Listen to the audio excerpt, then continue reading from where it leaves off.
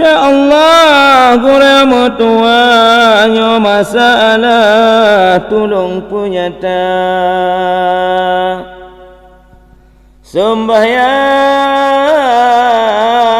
na padum perkara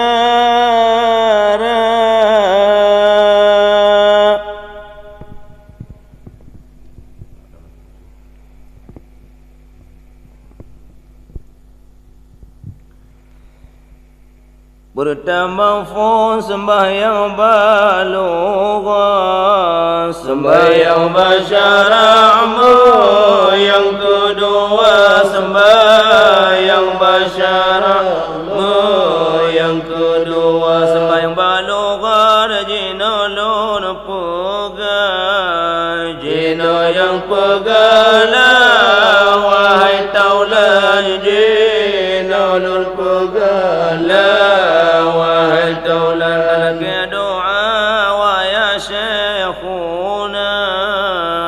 ya syekhuna yang kebajikan ya syekhuna yang kebajikan sinana firman Tuhan dingai taulah lun Tuhan baca dingai taulah lun Tuhan baca.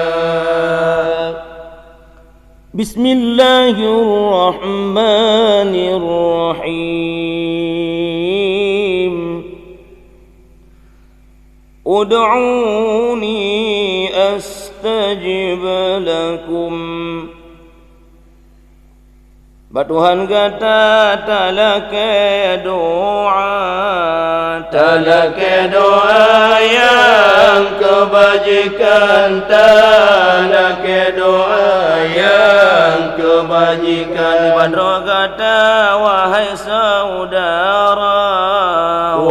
saudara ya berangkajan nih, hai saudara ka berangkajan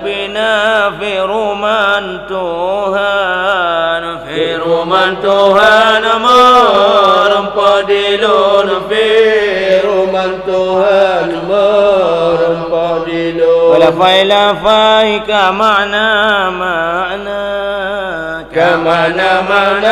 di ngalun susun mana di ngalun susun. Bismillahirrahmanirrahim. Waltakum minkum ummatun yad'una ilal khair.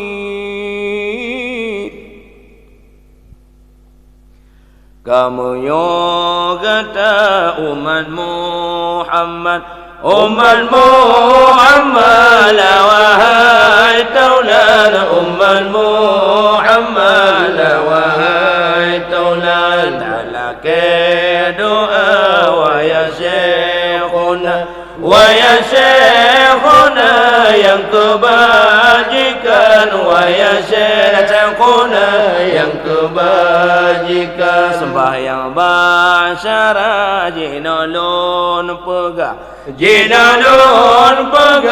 dua perkara jinalun pegah dua perkara.